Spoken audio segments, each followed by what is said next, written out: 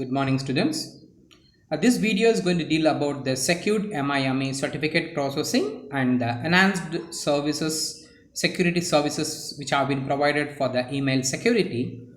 Let we discuss in detail about the particular topic. So, this video explains about the overview of a secured MIME certificate processing which utilizes an user agent role and VeriSign certificates, and we are going to discuss about enhanced security services provided for the email service. What actually an certificate processing? A certificate processing in general, if you're going to see about that, the secured MIME uses a public key certificates that conforms to a version 3 of IEEE standard 509.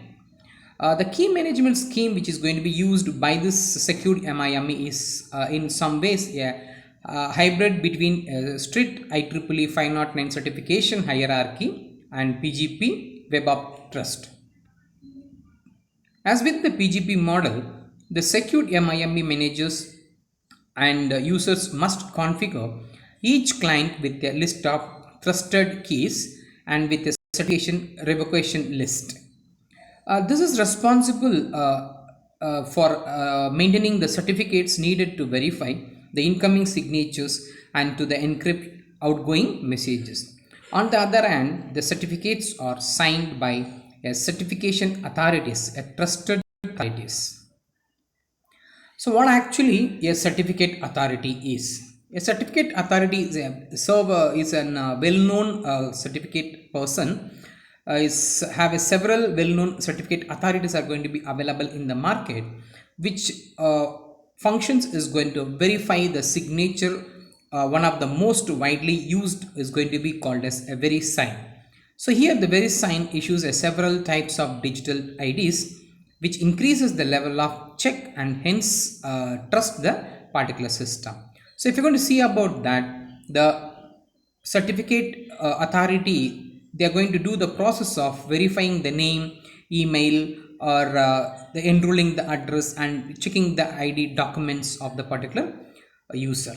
As well as they are going to use web browsing or mails or software validations, and e-banking services are going to be get usage of this identity checks, which is going to be done by the certificate authorities.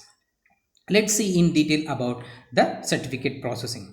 So as we are aware about that, the certificate processing is going to consisting of a main two thing. One is user agent role, and secured MIME user has a several key management functions to perform this. So first one is going to be key generation. So the user of some related administrative utility, for example, as associated with the LAN management, must be capable of generating a separate Diffie-Hellman as well as an DSS key pairs, and should be capable of generating the RSA key pairs.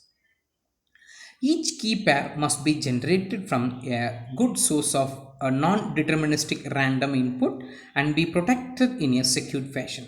So a user agent should generate an RSA key pair with a length in the range of 768 to 1024 bits and must not generate a length of less than 512 bits.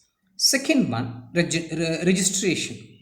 A user's public key must be registered with a certification authority in order to receive an IEEE 509 public key certificate.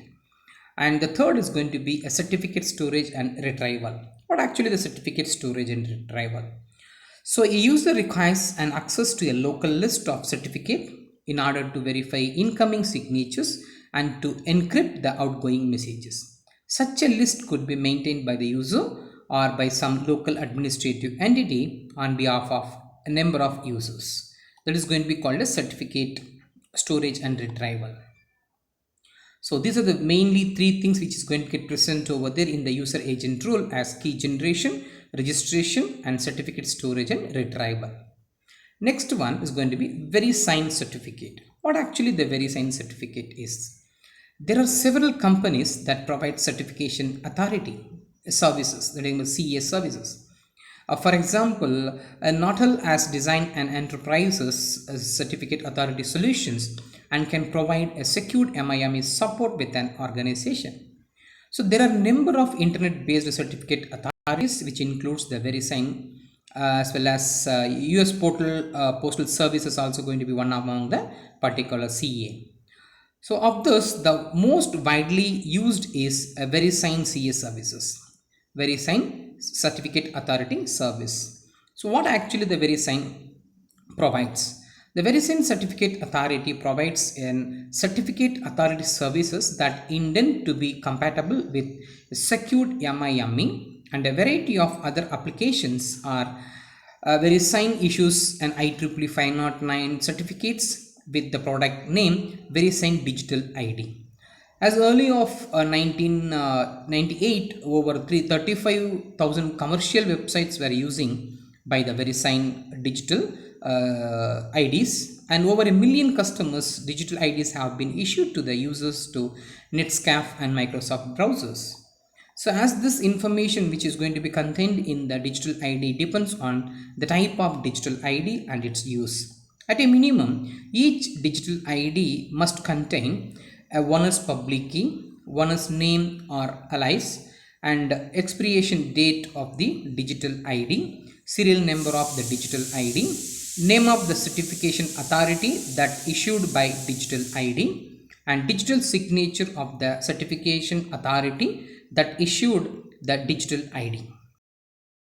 Meanwhile, a digital ID can also contain other user supplied information, which includes address, email address, and basic registration information. Example, country, zip code, gender, age, all those things are going to get present over there.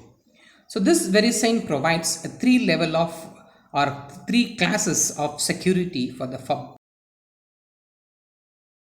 public key. We will see that classes which is going to be derived over here. So a user requests a certificate online at VeriSign's website for other participating websites. So here we are going to see class 3, class 1, class 2, class 3 are going to be present over there. So class 1 and class 2 requests are processed online, and in most cases which takes only a few seconds to approve. Let me discuss one by one. A class 1 digital IDs which is going to be shown over there. This consisting of an VeriSign confirms the user's email address by sending a PIN and digital IP, which picks up the information to the email address provided in the application. Class 2 digital IDs which verifies the information in the application through an automated comparison with the customer database, in addition to performing all the checking associated with class 1 digital ID. Finally, which confirms confirmation is going to be sent to the specified postal address, which is going to give an alert the user that a digital ID has been issued in his or her name. And the class 3 digital ID, where the VeriSign requires a higher level of identity assurance. So an individual must prove his or her identity by providing an notarized credentials or applying in person. That is the main thing which is going to be there in the class 3. So class 1, class 2 are going to be provided online, and class 3 is going to be by showing the ID proof, then we can take it down. In person we can take that one. Let me see about in detail about the VeriSign public key certificate classes.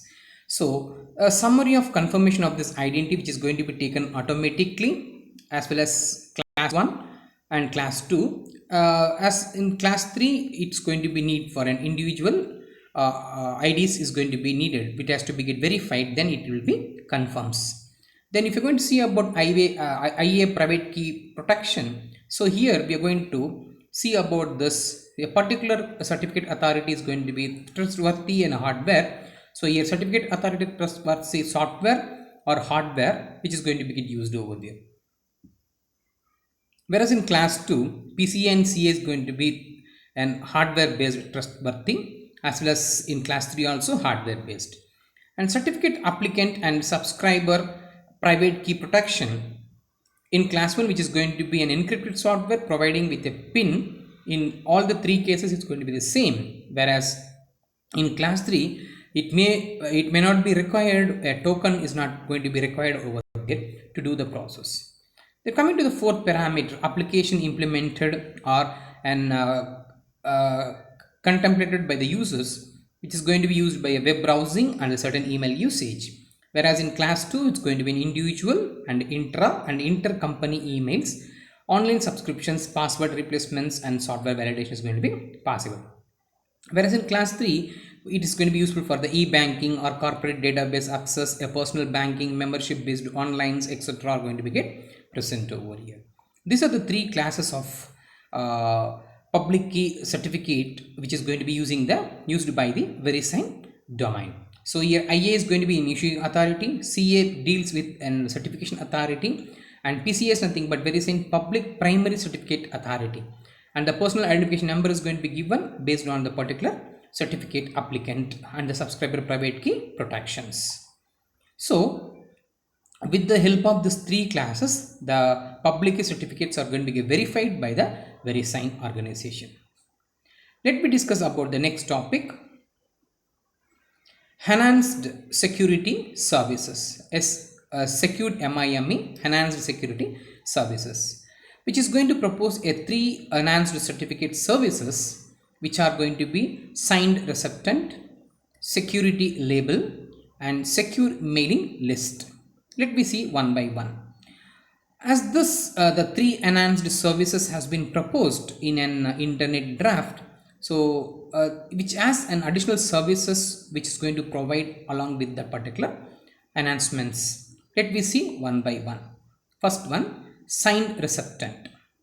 A signed receptant may be requested in a signed data object, which is going to returning a signed receptant provides a proof of delivery to the originator or the sender of a message and allows the sender to demonstrate to the third party that the receptant were received the message.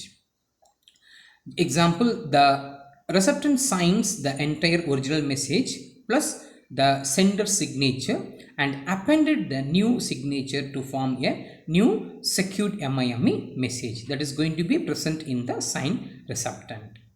Second one, security label. A security label may be included in the authenticated attributes of a signed data object. So, a secured label is a set of security informations regarding the sensitivity of the content that is protected by the secured MIME encapsulation. So, the label may be used for access control by indicating which uses are permitted access to an object. So other users, when they are going to include the priority, so it may be a secret or confidential or restricted and so on, which is going to be on role based. So which describes which kind of people can see the information. For example, monitoring the patient's health care or medical billing agents can see the data, etc. are the examples of the security label. Third one, secure mailing list. So when a user sends a message to multiple receptant, a certain amount of pre-receptant processing is going to be required. So which includes the use of each receptant's public key. So that we are going to use an MLA, mailing list agent. So the user can be relieved of this work by employing a service or a service of an secured MIME with a mail list agent MLA. So MLA can take a single incoming message and performs the receptant specific encryption for each receptant and forwarded the messages. So the sender of the message need not only send the message to MLA with an encryption performed using the MLA's public key also can be get used over there. These are the three enhanced services which is going to be get provided with the email security with the help of secured MIME as signed receptant, security labels and secure mailing list. So we have come across with an certificate processing with the help of user agent role and the VeriSign certificates, and we have seen three different certificate services, security services which have been enhanced for the email processing. Hope that this video is useful for you to understand about the processing of certificate in the secured MIME and the enhanced security services. So thank you for watching this video. Thank you.